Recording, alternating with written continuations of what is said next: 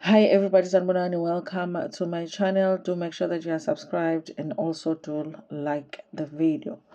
So listen, you guys, I haven't really talked about this story because honestly it's such a sad story, so I chose to focus on Reality Buzz TV this past weekend just to catch up with the TV reviews. So if you are a reality TV show lover and you like the reviews, I did catch up this weekend. I still have a few to do, but at least the videos that I did this weekend. But I just want to come back to this story over here, you guys. So, Witness D, Mr. Marius Fand, the guy that was so brave as to go to the commission to testify. Not only did he testify as to like giving evidence as to what other people did, but he actually confessed to what he was also part of, okay? Because for other people, they might not have been brave enough to actually confess that, listen, this is something that I was part of, but these are the reasons that I got involved in this situation, you guys. So it is a very sad thing that what has happened is that he has died because he was asked to death. Okay, may his soul rest in peace.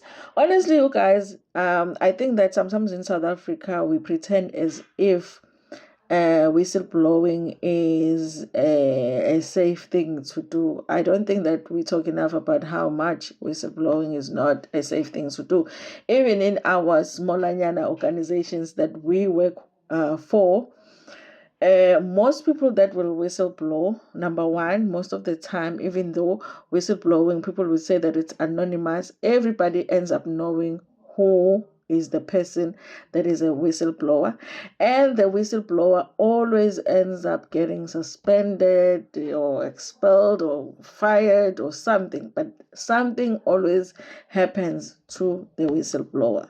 So it is never anything that is safe. I don't know how they can do it in such a way that the people that give information or people that are whistleblowers can be safe. But I feel like in any organization that I've worked with, whistleblowers are never ever safe. Anyway, guys, so let's read the story of Marius Fand because Fanny Masemola, the National Commissioner, they are saying that, they have an idea as to who might be behind this killing, okay? Also, this article is on News 24, but also in another article, they're talking about how Julius Mkhwanazi is distancing himself from Mr. Van der Merwe because he is saying that he does not even know this guy. So we will read that short article there just to hear what Mr. Mkhwanazi is saying about the situation.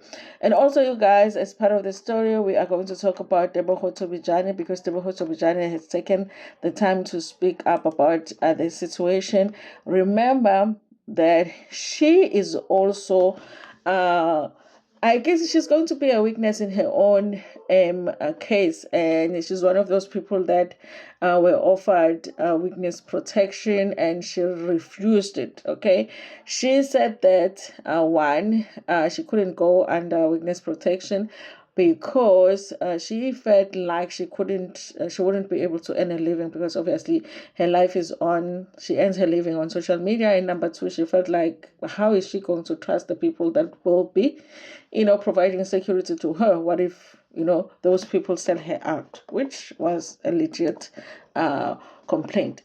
So let's read the story here, you guys. It says police identify person of interest in Madlanga witness Marius Fand murder. So it says here, National Police Commissioner General Fanny Masemola says that they have identified 3 persons of interest in the arm of the Madlanga Commission secret witness Marius Fand who was gunned down outside his home in Brakpan on Friday. One has been taken in for questioning, Massimo said on a Monday. Fatemeve was killed less than 3 weeks after his testimony laid bare a major cover-up plot which implicated disgraced Ekurhuleni police chief Julius Mkhwanazi.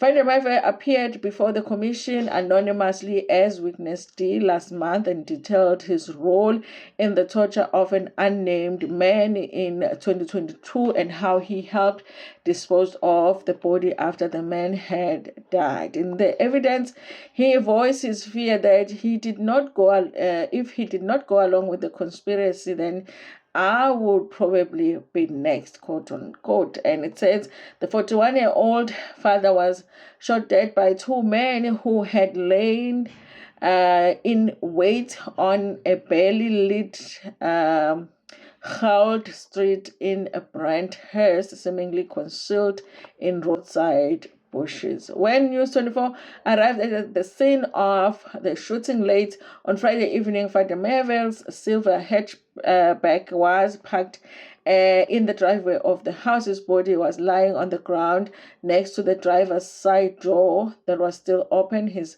firearm was still holstered at his waist, and other valuables were left behind in the car. His wife was with him as they pulled into the driveway that evening. Two men struck when the car stopped, and Fand was gunned down. Two shots were fired, both striking Fand, according to the police, who added that people inside the home confirmed hearing two shots, you guys. The sad thing about the story is that in one article I had read that actually his kids were with him when this incident happened, you guys. I really feel sad about the situation because, one, the fact that he has been killed really honestly is just proof that whatever it is that he told us, everything that he told us at the commission is true. Because if the man is lying, why are you killing the man? Okay. But also it is proof that whatever he told at the commission is not everything, because if he has already told us everything, we already know. So why is the man getting killed? So it just feels like he must have had more. They knew that he might possibly reveal more, so maybe that's why they removed him. It's very sad, you guys, that there are so many people that we can do without in South Africa, people that have made our country or have put our country in a mess that it's in, but they are still here, and good fathers that were brave enough to come out and say, listen, this is what happened, this was wrong, and things need to be fixed. And those are the people that had to lose their lives. It's very sad, you guys. It's very sad that those kids lost their father, and that somebody lost their husband, or only because they were an honest citizen of South Africa. Anyway, you guys, so let's talk about what's happening with Julius Mkhwanazi. Julius Mkhwanazi says, I did not know him. Okay, he is saying this about Fand. Remember, you guys, that when Witness D was giving his evidence, he said that when they went to the said suspect's house, and then the incident had happened and that the suspect had died, they had referred to the chief that was about to come and sort out the situation. Later, he understood that the chief was Julius Mkhwanazi, because that's the person that came and gave the instructions to get rid of the body. But Mr. Mkhwanazi says he does not know Mr. Fand. Okay, suspended Ekurhuleni Metro Police Department Deputy Chief Julius Mkhwanazi has distanced himself from the matter of Marius Fand, who implicated himself in the criminal act at the Madlanga Commission of Inquiry. Fand, who testified at the commission under the name Witness D last month, was shot dead outside his Brakpan home on Friday. In his evidence, Fand implicated Mkhwanazi together with several of EMPD and police officers, as well as private security officials, in a cover-up after a suspect in the warehouse robbery was tortured and died. Speaking to the News 24 on Sunday, Mkhwanazi said that he had no comment on the passing of Mr. Van der Merwe, insisting that he did not know the murdered man personally and rejecting any suggestion of involvement. I did not know this person. I'm only seeing him now because people are posting about his passing. Mkhwanazi said all he wanted was to concentrate on Madlanga Commission and prove his innocence. He added that he did not want to be involved in criminal activities. I'm not a criminal and was not born one. Mkhwanazi said that he had seen his name circulating on social media following the assassination, but he insisted that he does not know anything about it. I know nothing. I have no involvement. I only know him now because people are posting him and sending me things saying I was involved, but it's not my problem. I'm not running away from anything. Van der Merwe testified that Mkhwanazi was called to help and task him to dump the body in a dam where it was recovered a few days later. Mkhwanazi said that we needed to throw the suspect's body into the mine shaft or dump it into a dam. As he said this, he looked at me, he said. Just a day before Van der Merwe's passing, Mkhwanazi was asked about the allegations against him during his time on the stand on the commission, or at the commission rather. Okay, he claimed he was called to the scene in the early hours by Yaku Haneskom, a since murdered police informer who told him about a success regarding stolen goods and that he arrived to cars, marked cars, security cars, and what was clearly a big operation. Mkhwanazi claimed, though, when he asked after the stock at the scene, that Hanekom was not clear. It was a discussion of 3 to 5 minutes. You see, I said, okay, you are wasting my time, he said, adding that he had heard stories about the extortion, but insisting that Haneskom's information is accurate and saying that after another exchange in which he told Haneskom, you are playing with me, he left. Mkhwanazi told News 24 on Sunday that he was currently reviewing the submissions made by the other witnesses so that he could respond. He maintained that when he was called to the commission, he did not have enough time to respond to all of the evidence provided against him. I was only given 2 to 3 days. Now I've got enough time to read and check everything properly, he added. Some of the things came as a surprise, and I have proof of many of them. I was caught by surprise. The Madlanga Commission is like a kangaroo court where you are expected to respond now, unlike the normal court where you have 3 months to respond. Going forward, Mkhwanazi said that he had decided to consult with his lawyers before responding to any questions or allegations against him. No arrests have been made in Van der Merwe murder yet. The police have said they are exploring all avenues, including his recent work in fighting illegal mining, which also has been raised as a potential motive for his murder. The commission, meanwhile, has adjourned until next year. Okay, then you guys, let's go on with the Tebogo Tobejane's part of the story. Listen, you guys, when Julius Mkhwanazi was at the commission, like for me, his demeanor was like, of course, he looked guilty. I mean, really, okay. But it was almost like, like a naughty boy, a naughty, harmless boy that stole sugar or something and is getting caught. He looked like that to me. But when you start thinking about some of the crimes that he has been mentioned in, it's serious stuff. So I do wonder if we've met the real Julius Mkhwanazi, because the one that was at the commission, I'm like, this is the one that ordered the M of somebody. You understand what I'm saying? Okay, I don't know if I'm explaining myself, okay? Former Mubango star Tebogo Tobejaane has condemned the killing of Madlanga Commission witness Marius Fand, who was shot on Friday, December the 5th in Brakpan. The witness's passing comes after he testified before the Madlanga Commission of Inquiry last month, where he implicated the suspended Ekurhuleni Metro Police Department Deputy Chief Julius Mkhwanazi. Okay? The commissioner's goal is probing allegations of police interference and corruption within the law enforcement structures. Okay, Teboho used a series of Instagram stories which have since been deleted to speak about the passing of witness D. She questioned the state of South Africa's justice system, saying that the country continues to invest millions in the Madlanga Commission while witnesses remained exposed to guys. It was mentioned, though, that Mr. Van der Merwe had refused or declined the offer for witness protection. Okay, but I did read an article that was talking about how the government is not exempted from protecting somebody just because that person says they don't need to be protected.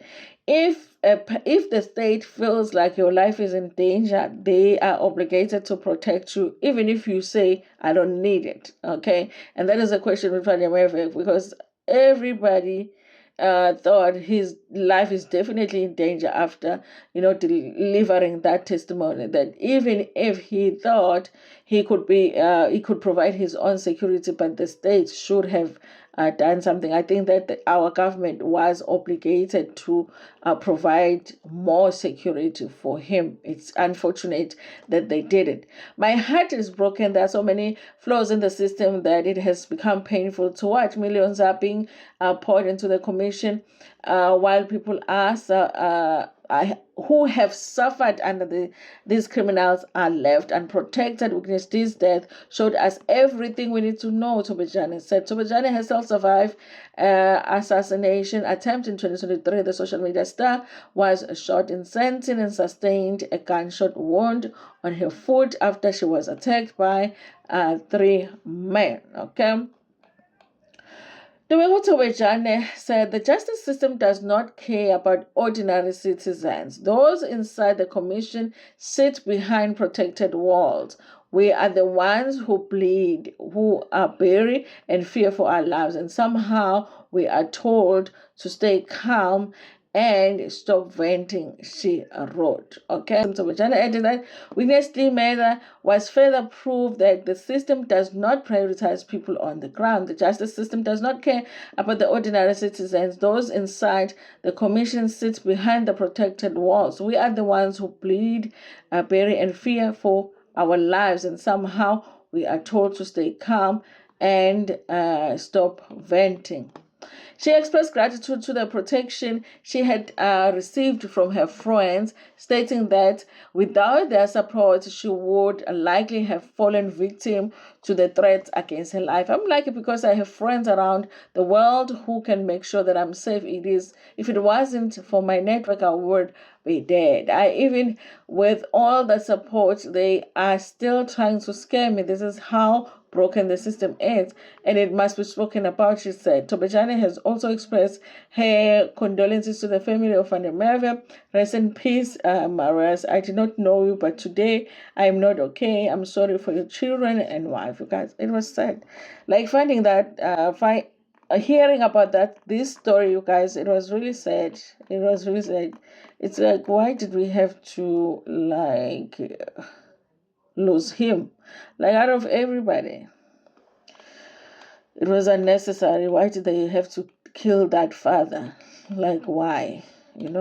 Anyway, you guys, that's what's going on, you guys. That's the state of our country right now. Anyway, thank you so much, you guys, for watching this video. Please tell me what you think about this in the comment section. Do you really believe that Julius Mkhwanazi does not know Mr.